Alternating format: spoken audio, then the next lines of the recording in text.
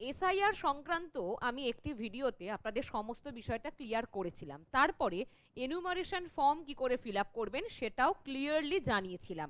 পাশাপাশি অনলাইনে enumeration form fill up করার জন্য কি কি ওয়েবসাইট প্রয়োজন সমস্ত বিষয় নিয়ে অলরেডি একটা ভিডিও আমি আপনাদের জন্য করেছি। এরপরে আপনারা অনেকে আমাকে প্রশ্ন করেছিলেন যে বিবাহিত মহিলারা কি করবে সেটা নিয়ে একটু বলুন। আজকের ভিডিওটি তাদের জন্য, অর্থাৎ বিবাহিত মহিলা যাদের 2002-এর নাম নেই অথবা 2002-এর তালিকায় নাম আছে, তারা গার্জেন নেমের জায়গায় কি নাম লিখবে, পাশাপাশি যে 2002-এ যাদের নাম নেই তারা কি কি করবে সেই সমস্ত বিষয়টা আজকে আলোচনা করব। সুতরাং ভিডিওটা প্রথম থেকে শেষ পর্যন্ত দেখুন, আশা করি আপনারা আপনাদের যে প্রশ্নগুলোর উত্তর পেয়ে যাবেন। চলুন শুরু করি। প্রথমেই দেখবেন এই জায়গাটা আমি আগেই ক্লিয়ার করেছিলাম, এখানে আপনার নাম এবং এপিক নম্বর, অ্যাড্রেস যেটা আগে থেকেই থাকবে, এখানেও সেটা আগে থেকেই থাকবে। এগুলো অলরেডি আমি বলে দিয়েছি। এখানে একটা কিউআর কোড থাকবে, সেই কিউআর কোডটা আপনি স্ক্যান করলে আপনার ওখানকার বিএলও তার নাম তার নাম্বার দেখতে পারবেন। এখানে আপনার যে ভোটার কার্ড, অর্থাৎ আপনার 2002-এ নাম নেই বা আপনার 2002-এ ভোটার কার্ড হয়নি, পরবর্তী সময়ে হয়েছে, তাহলে আপনার এখানে যে আগের ভোটার কার্ডে যে ছবিটা আছে, মানে পরবর্তীতে যে ভোটার কার্ড আপনার হয়েছে, মানে এখন যে ভোটার কার্ড আপনার আছে, যে ছবিটা আপনার সেখানে আছে সেটা এখানে অলরেডি আগে থেকে থাকবে। আর এই জায়গায় আপনি একটা পাসপোর্ট সাইজের কালার কারেন্ট ছবি দিচ্ছেন, ঠিক আছে?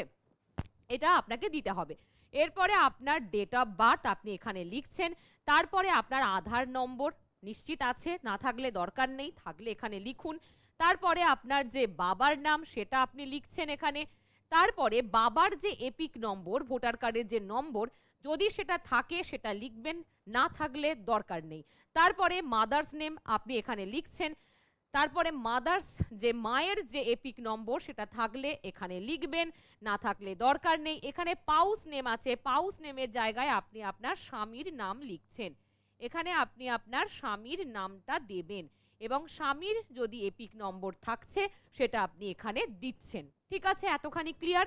এই জায়গাটা আপনি সকলেই আপনারা ফিল আপ করলেন।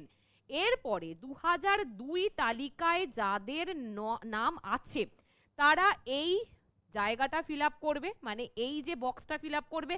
আর 2002-এ নাম যাদের নেই, যাদের নাম নেই, যে সমস্ত মহিলাদের, তারা এই জায়গাটা ফিল আপ করবে। এটা কিন্তু খুব ভালো করে ক্লিয়ারলি শুনে নিন, ঠিক আছে?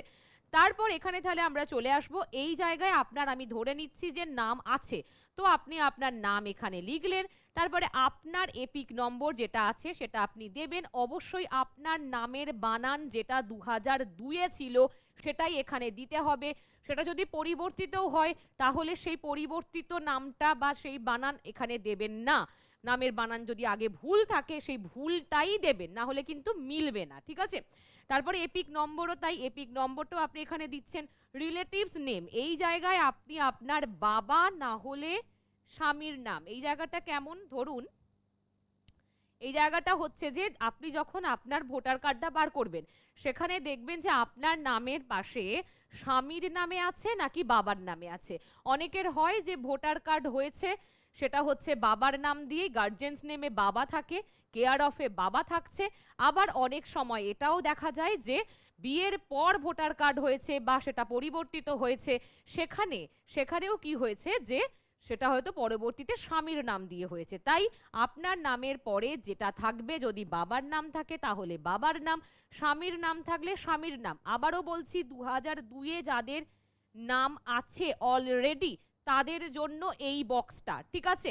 এবং এক্ষেত্রেও তাই, যেরকম নাম ওখানে স্পেলিং থাকবে, বানান থাকবে, সেগুলোই আপনি এখানেও লিখবেন। কোনো রকম পরিবর্তন যদি পরে হয় সেই পরিবর্তিত বিষয়টা এখানে লিখবেন না। তারপরে এখানে আমরা চলে আসব রিলেশনশিপ, যদি আপনার বাবা হন সে তাহলে বাবা, স্বামী হলে স্বামী, এটা রিলেশনশিপ, অর্থাৎ আপনার সাথে এই জায়গাটার সম্পর্ক কি এটা আপনি লিখে দিলেন। তারপরে আপনি যথারীতি আপনার জেলা, আপনার স্টেট, তারপর আপনার এসি নম্বর, এসি নেম, এসি নম্বর, এগুলো পরপর, অর্থাৎ বিধানসভা কেন্দ্রের নাম্বার, এগুলো সব আপনার ভোটার কার্ডের মধ্যেই আছে, সেগুলো আপনি লিখতে পারছেন। এবার দেখুন এই জায়গাটা সব থেকে গুরুত্বপূর্ণ, কারণ 2002-এ যে সমস্ত বিবাহিতা মহিলাদের নাম নেই ভোটার তালিকায়, 2002-এ যে সমস্ত মহিলাদের নাম নেই তাদের জন্য এই বক্সটা। এটা খুব কেয়ারফুলি শুনুন, তাহলে খুব সহজে ব্যাপারটা বুঝতে পারবেন। এবার আপনার নাম নেই, তাহলে আপনি আপনার বাবা, আপনার মা, আপনার ঠাকুরদা বা আপনার ঠাকুমা, এদের কারোর নাম থাকবে। বাবা বলতে নিজের বাবা, নিজের মা, ঠিক আছে? তো এইটা আপনাকে খেয়াল রাখতে হবে। ঠাকুরদা বলতেও তাই, ঠাকুমা বলতেও তাই। ঠাকুরদা বলতে বাবার বাবা, ঠাকুমা বলতে দাদুর মানে ঠাকুরদার স্ত্রী, নিজের সম্পর্কে যেটা হচ্ছে। সেক্ষেত্রে এখানে নামের জায়গায় আপনি আপনার বাবার নাম লিখতে পারেন। বাবার নাম যদি 2002-এর তালিকায় থাকে সেটা আপনি লিখুন, অথবা আপনার ঠাকুরদা অথবা মা, যাই হোক। আমি এখানে লিখলাম বাবার নামই ধরছি আমি, যার হোক নাম সেটা হতে পারে, আপনার ওই রিলেটিভের মধ্যে যার হোক নাম হতে পারে।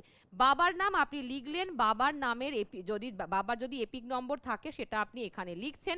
রিলেটিভস নেম, এবার রিলেটিভস নেম অর্থাৎ এখানে যদি আমি বাবার নাম লিখি তাহলে এই জায়গাটায় আমি বাবার নাম লিখব, মানে আমি এখানে তাহলে আপনার দাদুর নাম লিখছেন, ঠিক আছে? দাদুর নাম লিখছেন, কারণ বাবার নামের পাশে সাধারণত দাদুর নামই থাকে। যদি মায়ের নাম থাকে সেক্ষেত্রে মায়ের নাম, দাদুর নাম থাকলে দাদুর নাম, মানে যদি বাবার নাম থাকে বা বাবার মায়ের নাম থাকে, যার নাম থাকবে সেটা আপনি দেখতে পাবেন আপনার বাবার ভোটার যে কার্ড সেখানেই দেখতে পাবেন। সেটা আপনি এখানে লিখলেন। লেখার পরে এই জায়গায় রিলেশনশিপটা হচ্ছে যে আপনার সাথে এই মানুষটার কি সম্পর্ক, মানে এটা আপনার বাবা, ঠিক আছে? তাহলে আপনার বাবার সাথে আপনার সম্পর্কটা আপনাকে এখানে লিখতে হবে, ঠিক আছে? তাহলে কি আপনার বাবা সে, তাই তো? সম্পর্কের মধ্যে তাহলে আপনার বাবা হচ্ছে সে, আপনার সাথে আপনার সম্পর্ক কি পিতা বা মাতা যাই হোক হবে সেটা, এটা আপনি এখানে লিখলেন। তারপরে যেমন একই রকম ভাবে ডিস্ট্রিক্ট, এই জায়গাটা একটু বলে দিই, ডিস্ট্রিক্টের ক্ষেত্রে কিন্তু অবশ্যই আপনার বিয়ে কোথায় হয়েছে সেটা লিখলে হবে না, অর্থাৎ আপনার কোন জেলায় বিয়ে হয়েছে সেটা এখানে নয়, আপনার বাবার বাড়ি কোথায় সেটাকে আপনাকে এখানে লিখতে হচ্ছে, ঠিক আছে? তাহলে বাবার বাড়ির জেলা, ঠিক আছে? বাবার বাড়ির যেটা জেলা সেটা আপনি এখানটায় লিখছেন। তারপর স্টেট, যদি স্টেট আপনার পশ্চিমবঙ্গ হয় তো এখানে অবশ্যই পশ্চিমবঙ্গ লিখতে হবে। পশ্চিমবঙ্গের বাইরে যদি আপনার বিয়ে হয়ে থাকে সেক্ষেত্রেও আপনি যেখানে জন্মেছিলেন আপনার বাবার যে স্টেট সেটাকেই আপনাকে এখানে লিখতে হবে। পরপর এগুলো সব একই, আবার বিধানসভা কেন্দ্রের নাম, এসি নম্বর, পার্ট নম্বর, এগুলো সবই আবার ওই বললাম ভোটার কার্ডের মধ্যে আপনারা পেয়ে যাবেন। তারপর পরপর একই যেরকম বিষয় আছে সবকিছু এগ্রি করার পর সাইন করে এভাবে তারপর বিএলও সাইন করবে, তারপর আপনার কাছে একটা থাকবে, বিএলও একটা জমা নিয়ে নেবে। তো এই প্রসেসে আপনারা করবেন, ঠিক আছে?